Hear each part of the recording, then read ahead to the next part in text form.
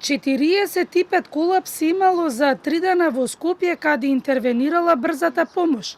Причина за колапсите се температурните разлики, недоволното количество на вода и обилната солена и масна храна по постот, потврдуваат од брзата помош. И истоштувањето на организмот со постот, пошто постот трае 49 дена во долг временски период, му треба на организмот во временски период да се адаптира кон мрсната храна. Треба да биде малце во поумерено да се консумираат, премино да биде со регулирана исхрана и да се следат редовната терапија, да ја земаат рехидратацијата, да се прави поише зеленчук и овошје. За време на празникот најмногу интервенции од брзата помош имало и на улиците поради сообраќајни незгоди, а пред се сообраќајните незгоди каде за жал имаше и починати.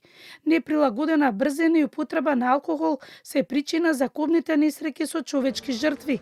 Посебно внимателни треба да бидат велосипедистите и возачите на тротинет, кои при пат се здобиваат со скршеници. Да се носат кациги, обавезно, и тие што возат тротинети и велосипеди исто така е добро да носат кациги, да има заштита некоја, да не возат пијани, сепак возачите малце празници се и возат пијани, под дејство на алкохол и брзината да биде прилагодена на патот.